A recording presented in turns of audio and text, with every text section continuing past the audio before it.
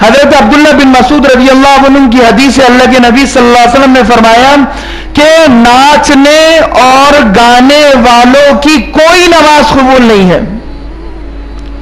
اللہ کے نبی صلی اللہ علیہ وسلم بیٹھے ہوئے تھے، حضرت ابو ہریرہ رضی اللہ عنہ فرماتے کہ ہم سفر میں آپ کے ساتھ تھے، آپ کو گانے کی آواز سنائی دی۔ اس زمانے میں شعر و شاعری چلا کرتی تھی، جیسے آج کے زمانے میں کیا کہے گے اسے، انتاکشری، جیسے آج کے زمانے میں انتاکشری ہوتی ہے نا، بالکل یہی نہج پر پرانے زمانے میں شعر و شاعری ہوا کرتی تھی، حروف کی بیت بازی ہوا کرتی تھی، اور گیت گایا کرتے تھے، نغمے گایا کرتے تھے، اور بتوں کی شان میں اشعار پڑھا کرتے تھے، اور عورتوں کے لیے حیا کے خلاف شعر و شاعری ہوتی تھی۔ اور اس زمانے میں سارنگی، ڈھول، تاشا اور باجا بجایا جاتا تھا، اور گاڑیوں پر لوگ جو سفر کیا کرتے تھے وہ ڈھول، تاشوں اور باجوں اور سارنگی کے ساتھ سفر کرتے تھے۔ اللہ کے نبی صلی اللہ علیہ وسلم سفر کر رہے ہیں تو آپ نے سنا، گانا بھی سنا، میوزک بھی سنی، تو آپ نے کہا کہ اسے کہہ دو، کون ہے اسے روک دو۔ حضرت ابو ہریرہ رضی اللہ عنہ نے اس کو اشارے سے روکا، خاموش بٹھایا، اور پھر اللہ کے نبی صلی اللہ علیہ وسلم نے کہا کہ میں تمہیں بددعا دیتا ہوں کہ اللہ تمہاری پوری جماعت کو دوزخ میں ڈال دے، الٹ پلٹ کر دوزخ میں ڈال دے۔ اور آج ٹو ویلر والا گانے کے ساتھ سفر، فور ویلر والا بھی اور رکشے والا بھی، اور ٹرین میں بھی، بسوں میں بھی، ایروپلین میں بھی، جہاں جاؤ وہاں گانے ہیں، کثرت سے ہے۔ جو دوزخ کی دہکتی ہوئی آگ ہے، 30,000 سال تک دوزخ کی آگ کو بھڑکایا، تڑپایا گیا۔ 10,000 سال جب اسے بھڑکایا گیا تو وہ سفید ہوئی، پھر 10,000 سال بھڑکایا گیا تو وہ کالی ہوئی، پھر 10,000 سال بھڑکایا گیا تو وہ ہری ہوئی۔ وہ ہری دہکتی ہوئی آگ ایک روایت میں، دوسری روایت کے مطابق لال ہے، تو وہ دوزخ کی دہکتی ہوئی آگ میں وہ لوہا دوزخ کی دھاتوں سے تیار کیا ہوا ہوگا، اسے پگھلایا جائے گا، اسے سیسا بنایا جائے گا، اور اسے پگھلا کر ان لوگوں کے کانوں میں ڈالا جائے گا جو گانے سنا کرتے تھے۔ ان لوگوں کے ہونٹوں پر اس شیشے کو رکھا جائے گا جو گانے گایا کرتے تھے، بڑے ناز و انداز اور فخر میں۔ گانا گانے والے کی اجرت حرام، گانا سننا حرام، گانا سنانا حرام، گانے کی محفل میں شرکت حرام۔ علماء نے لکھا ہے کہ اگر کسی شادی میں گانا بجانا ہو اور اگر آپ کو معلوم ہو جائے کہ وہاں گانا بجانا ہے، اب آپ جا نہیں سکتے اس شادی میں، آپ کا اس شادی میں جانا حرام، اجازت نہیں ہے۔ کل میرا گزر ہوا یہاں سے، اس روڈ سے ڈیلکس کے سامنے سے، مغرب میں غالباً مغرب پڑھا کر میں یہاں سے جب نکلا تو پٹاخے پھوٹ رہے ہیں، بالکل اوپر جا رہے ہیں اور پٹاخے پھوٹے، اور ڈیزائن بن رہا ہے پٹاخوں کا، اور اندر میوزک لگا ہوا اور ڈھول تاشے بج رہے ہیں، اور تھرک تھرک کر نوجوان ناچ رہے ہیں، لڑکے اور لڑکیاں۔ یہاں کا ہی حال ہے، ناندیڑ کا اپنے بتا رہا ہوں۔ وہ شادی میں برکت کیسے ہوگی؟ النکاح من سنتی ہے، نکاح میری سنت ہے، تو کیا اللہ کے نبی کی سنت یہ والا نکاح ہے کہ جس میں گانا بجانا ہو رہا ہے، جس میں مکس گیدرنگ ہو رہی ہے، بے پردگی ہو رہی ہے، فضول خرچی ہو رہی ہے، اور جس میں شریعت کا مذاق اڑایا جا رہا ہے؟ یہ نکاح نہیں ہے وہ۔ اللہ کے نبی نے تو نکاح سفر میں بھی کیا، حضر میں بھی کیا۔ اللہ کے نبی نکاح کر کے آ جاتے تھے، صحابہ کو پتہ نہ چلتا تھا، اور صحابہ ناراض بھی نہیں ہوتے تھے کہ بھئی آپ نے تو ہمیں شادی میں نہیں بلایا، ولیمے میں نہیں بلایا، جاؤ ہم آپ سے بات نہیں کرتے۔ ایسا کوئی معاملہ نہیں تھا، کوئی بات نہیں بھئی، شادی ہو گئی، ولیمہ ہو گیا، کوئی بات نہیں، ایک عام بات تھی، عبادت تھی، عبادت کے طریقے پر کیا ہے۔ آپ نماز پڑھتے ہیں تو کیا کسی کو رخصت دے کر نماز پڑھتے ہیں؟ بھئی امام صاحب اگر نماز پڑھا رہے ہیں تو میں آپ کا نام لکھ کر کہ بھئی آپ کو جمعہ کی دعوت دی جاتی ہے، آپ جمعہ میں نماز میں شرکت کریں، اور جمعہ کے بعد کھانے کا بھی انتظام ہے۔ جیسے نماز ہم عبادت ادا کریں ایسی نکاح ہے، تو وہ عبادت ڈھول تاشوں کے ساتھ کیسے ادا ہوگی؟ وہ دف والی بھی جتنی حدیثیں ہیں بتائی جاتی ہیں ان میں سے بہت کم حدیث صحیح ہے. دف کا رواج تھا اللہ کے نبی صلی اللہ علیہ وسلم کے زمانے میں, لیکن دف اسے کہا جاتا تھا کہ یہ ہاتھ کو وہ لکڑی کا کچھ بنا ہوا ہوتا تھا اس طریقے سے, وہ ایک ہاتھ سے ایسے مارا کرتے تھے, اسے اس زمانے میں دف کہا جاتا تھا. لیکن اکثر اللہ کے نبی کی کسی شادی میں دف بجا نہیں ہے, کسی شادی میں نہیں بجا ہے. جنگ کے موقع پر ہمت اور حوصلہ دلانے کے لیے اس کا رواج تھا. لیکن آج کے زمانے میں میوزک بج رہی ہے تو سیسا ان کے کانوں میں ڈالا جائے گا اور کوئی نماز ان کی قبول نہیں ہے, یاد رکھ لیجیے آپ. اور قوالی بھی سنی جاتی ہے. قوالی میں علماء نے وہ قوالی اجازت دی ہے سننے کی کہ جس میں عقیدے کے خلاف کوئی جملہ نہ ہو, کوئی شعر نہ ہو, شرکیہ کوئی شعر نہ ہو, جس میں حضرت علی کو خدا کہہ دیا گیا ہو یا اللہ کے نبی کو خدا بنا دیا گیا ہو یا حضرت حسن حسین کو خدا بنا دیا گیا ہو.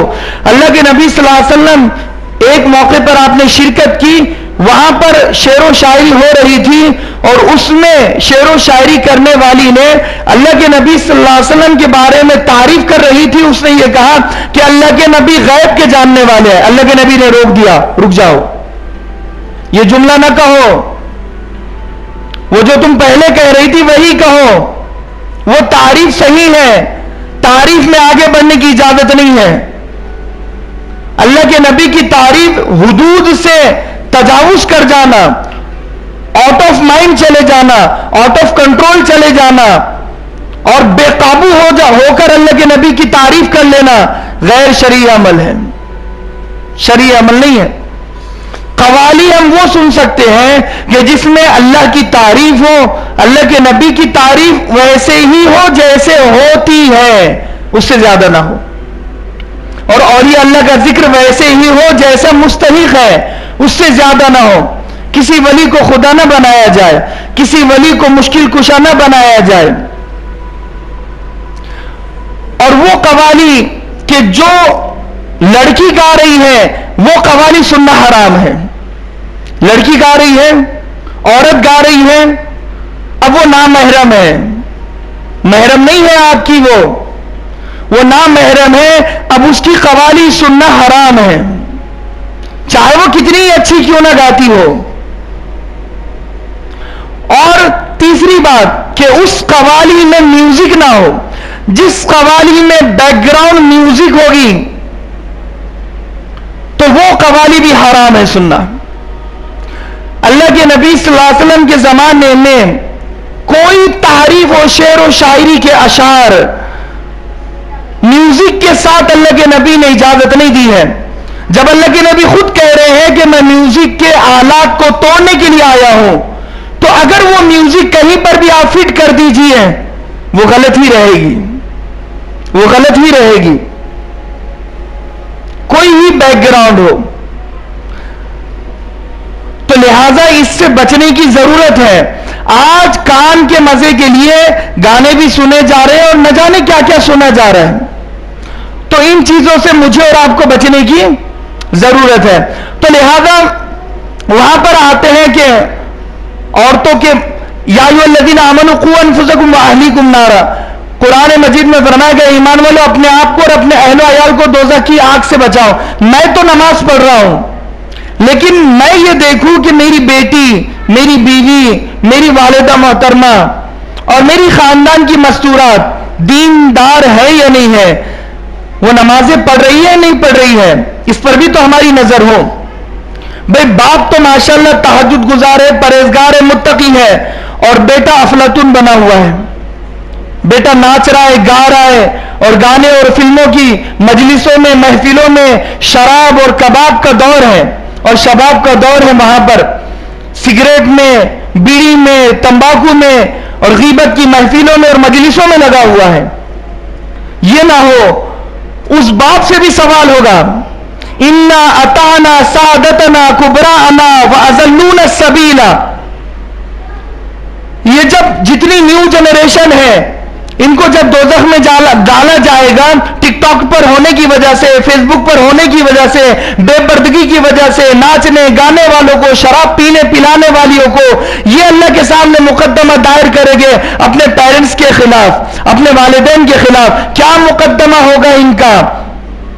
ये अल्लाह तबारक व तआला से कहेंगे, ऐ अल्लाह, ये हमारे बड़े थे, हमारे पेरेंट्स बनते थे, ये हमारा बाप था, ये हमारी माँ थी, इसने कभी हमें पर्दे की तालीम नहीं दी, पर्दे का हुक्म नहीं दिया, पर्दा नहीं कराया। इस बाप ने कभी सट्टा और जुआ और मटका से मुझे नहीं रोका। मैं कैरम खेलता रहा, मैं गेम खेलता रहा, और मैं लिहाजा सट्टा और जुआ और मटका खेलता रहा, मगर मेरे बाप ने मुझे मना नहीं किया। वो सारे वालिदैन को मना न करने की वजह से उन पर मुकदमा कल इन्हीं की औलादे उन पर दायर करेगी और पेश होगे वो उनके सामने।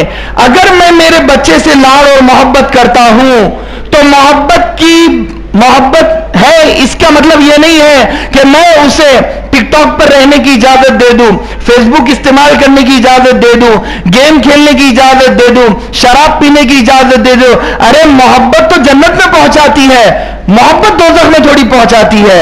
जो मोहब्बत बच्चे को दोजख के रास्ते पर चलाए, जो मोहब्बत बच्चे को अल्लाह से दूर करे, रसूलुल्लाह से दूर करे, वो मोहब्बत से बेहतर है नफरत।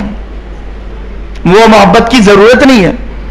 समझ गई बात? इसीलिए हम अपने बच्चों से मोहब्बत करें, लेकिन मोबाइल उनसे ले लें अल्लाह के लिए। मैं एक बार और कह रहा हूं ये बात, ये मोबाइल की वजह से फसाद है। आज वो मैच्योरिटी लेवल हमारे बच्चों का नहीं है कि वो मोबाइल को संजीदगी से इस्तेमाल करें, मोबाइल का सही इस्तेमाल करें। आज इन बच्चों को उतना दिमाग नहीं है, उतना दिमाग नहीं है। साफ बात मैं कर रहा हूं, चाहे वो 12 साल का बच्चा हो, 10 साल। अभी ये कुछ 1 महीने पहले की बात है कि फ्री फायर की आईडी एक बच्चे ने 3500 रुपये में दूसरे बच्चे को बेचा है। फ्री फायर की आईडी, लोग आईडी बेच रहे हैं, पबजी खेल रहे हैं, उसकी आईडी आगे बढ़ा रहे हैं, फ्री फायर खेल रहे हैं, उसकी आईडी आगे बढ़ा रहे हैं और फिर उस आईडी को बेच रहे हैं, जब फ्री फायर ही हराम है। दारुल देवबंद का फतवा आ चुका है, जिसको फतवा चाहिए वो मुझसे राब्ता कर ले। फ्री फायर के लिए का नाम लेकर भी फतवा आया है, पबजी का नाम लेकर भी फतवा है, कैंडी क्रश का नाम लेकर भी फतवा आया है। और लिहाजा जब यही हराम है तो इससे हासिल होने वाली कमाई भी हराम है। वो आईडी ना हम बेच सकते हैं ना खरीद सकते हैं। आज हमारे बच्चे फ्री फायर खेल रहे हैं और गेम खेल रहे हैं, 8 घंटे खेल रहे हैं अपनी आईडी को बढ़ाने के लिए, ताकि मैं इस आईडी को 5000 में बेचूं, फुला बच्चे को 10,000 में बेचूं। शर्म आनी चाहिए। इतना गाफिल मुसलमान कभी ना रहा जो इस जमाने में वालिदैन गाफिल रहे हैं। कैसे रहते मेरे समझ में नहीं आता। वो मां क्या इतनी खबर नहीं है कि बेटी किसी और के साथ फोन पर लगी हुई है? वो बाप क्या इतनी खबर नहीं है कि बेटा गेम खेल रहा है? वो कैसे अलाउ कर देते, कैसे इजाजत दे देते अपने बेटे को गेम खेलने की? 8 घंटे। मैं भी बाप हूं, अगर मैं मेरी बेटी को बिगाड़ना चाहूं तो आज बिगाड़ सकता हूं। मेरे हाथ में है तरबियत, तालीम व तरबियत की जिम्मेदारी मां बाप पर डाली गई है। मां तो पहली गोद है, पहला मदरसा है। वो मां ही अल्लाह की बंदी, वो टीवी पर लगी हुई है, वही चैटिंग में और वही शेयरिंग में और वही न जाने कहां बाप की जिम्मेदारी तरबियत की थी। वो बाप भी बेचारा गेम खेलने में लगा हुआ है। वो बाप के पास टाइम नहीं है बच्चे के लिए। इसीलिए लिहाजा मां बाप से मेरी गुजारिश है कि बच्चों से मोबाइल ले लें। हां, अगर आपको बच्चे पर भरोसा है कि आपका बच्चा बड़ा ईमानदार है और वो आपकी गैर मौजूदगी में मोबाइल का, लैपटॉप का गलत इस्तेमाल नहीं करेगा तो वो एक बात अलग है। लेकिन अगर वो फिर भी करता है तो माफ करना, पबजी का गुनाह वो बच्चे को तो जरूर होगा लेकिन वो बाप को भी होगा। बेटा जितने गुनाह करता है उसके खाते में वो गुनाह लिखने से पहले मां बाप के खाते में उसके गुनाह लिखे जाते हैं। ये मां बाप जिम्मेदार है कि जमीन में ये बच्चा फितना और फसाद मचा रहा है, गुनाह कर रहा है। زمین کے لیے وہ مخلوق بوجھ بن جاتی ہے جو مخلوق گناہگار بن جاتی ہے. میں زمین کے لیے بوجھ کب تک نہیں ہوں؟ جب تک میں نمازیں پڑھ رہا ہوں، ذکر و اذکار کر رہا ہوں. اور جس دن میں اگر گناہ کرنے لگ جاؤں تو یہ زمین کے لیے میں بوجھ بن جاتا ہوں. پھر زمین دعا کرتی ہے کہ اے اللہ اس بوجھ کو کم کر دے. اسی لیے بوجھ نہ بنے، زمین پر بوجھ نہ بنے. اسی لیے اللہ کے بندو کہ اپنے بچوں سے موبائل لے لو یا پھر موبائل کا صحیح استعمال انہیں سکھا دو. اگر اپنی نسلوں کی حفاظت چاہتے ہو